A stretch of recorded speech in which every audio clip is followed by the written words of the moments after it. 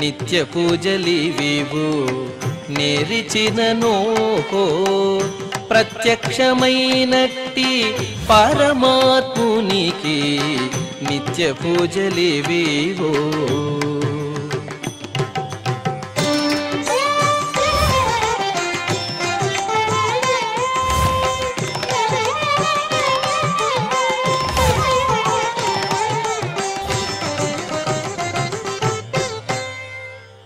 ఓం నమో వెంకటేశాయ.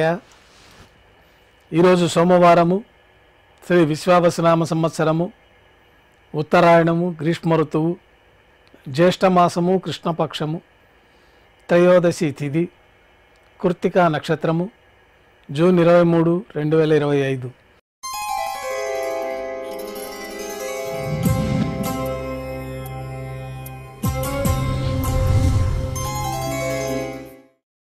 మాధ్యాహ్నిక ఆరాధనలో భాగంగా శ్రీవారికి ఉత్సవమూర్తులకు ఉపచారాలు సమర్పించి తులసీ దళములతో అష్టోత్తర శతనామార్చన నిర్వహించి మాధ్యాహ్నిక నైవేద్యంలో భాగంగా అన్నప్రసాదాలు, పన్యారాలు, ఘంటానాదం మధ్య శ్రీవారికి నైవేద్యంగా సమర్పించి భక్తులని సర్వదర్శనానికి అనుమతిస్తారు.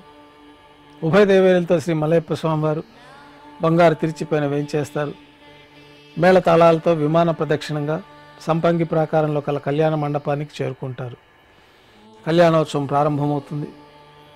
పుణ్యాహవచనము, అంకురార్పణ, రక్షాబంధనము, అగ్నిప్రతిష్ఠ, స్వామివారికి అమ్మవార్లకి నూతన పట్టు వస్త్రాల సమర్పణ, మహాసంకల్ప పఠనం, మాంగళ్యాలకు అభిషేకము, ఆరాధన పూర్తయిన తర్వాత స్వామివారి తరఫున మాంగళ్యాలను అమ్మవార్లకు సమర్పణ గావించి ఈ సందర్భంగా శ్రీ మలయప్ప స్వామివారికి శ్రీదేవి, భూదేవి అమ్మవార్లకి కర్పూర నీరాజనాన్ని సమర్పించి విశేషమైన హోమాలతో పూర్ణాహుతి పూర్తయిన తర్వాత మాలా పరివర్తనం అనే కార్యక్రమాన్ని నిర్వహించి శ్రీదేవి అమ్మవారిని, భూదేవి అమ్మవారిని శ్రీ మలయప్ప స్వామివారి చెంతకు చేర్చి ఈ సందర్భంగా అక్షతారోపణం అనే వైదిక కార్యక్రమాన్ని నిర్వహించి కర్పూర నీరాజనము, నైవేద్యము, తిరిగి కర్పూర నీరాజనంతో కళ్యాణోత్సవం పూర్తి అవుతుంది.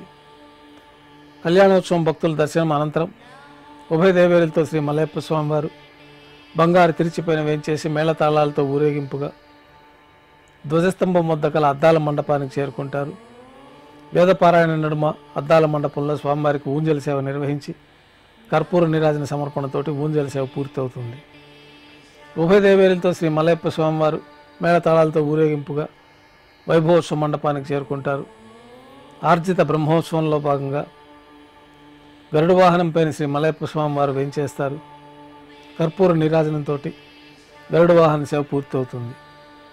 హనుమంత వాహనం పైన శ్రీ మలయప్ప స్వామివారు వేయించేస్తారు. కర్పూర నీరాజన సమర్పణతోటి హనుమంత వాహన సేవ పూర్తి అవుతుంది. పెద్ద శేషవాహనం పైన శ్రీ మలయప్ప స్వామివారు వేయించేస్తారు. కర్పూర నీరాజనంతో పెద్ద శేషవాహన సేవ పూర్తి అవుతుంది. బంగారు తిరిచిపైన శ్రీ మలయప్ప స్వామివారు వేయించేసిన తర్వాత ఉభయ దేవేరులతో కలిపి శ్రీ మలయప్ప స్వామివారికి కర్పూర నీరాజన సమర్పణతోటి ఆర్జిత బ్రహ్మోత్సవం పూర్తి అవుతుంది. సాయం సంధ్య వేళల్లో 1000 దీపాలతో అలంకరించబడి ఉన్న సహస్ర దీపాలంకరణ సేవ మండపానికి ఉభయ దేవేరులతో శ్రీ మలయప్ప స్వామివారు మేళతాళాలతో చేరుకుంటారు. వేదం, గానం, నాదం నడుమ సహస్ర దీపాలంకరణ సేవ నిర్వహించి నక్షత్ర నీరాజనము, కర్పూర నీరాజన సమర్పణతోటి దీపాలంకరణ సేవ పూర్తి అవుతుంది.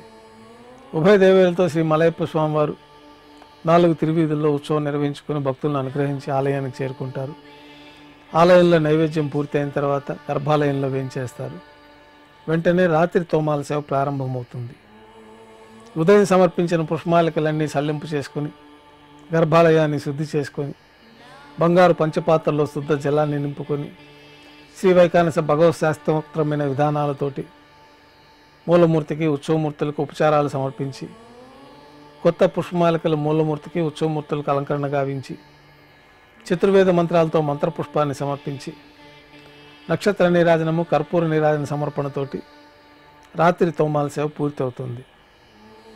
తులసీ దళములతో అష్టోత్తర శతనామార్చన నిర్వహించిన తర్వాత రాత్రి నైవేద్యంలో భాగంగా అన్నప్రసాదాలు, పన్యారాలు, దోశ, ఘంటానాదం మధ్య నైవేద్యంగా సమర్పించి తిరువీస నైవేద్యం పూర్తయిన తర్వాత భక్తుల్ని సర్వదర్శనానికి అనుమతిస్తారు.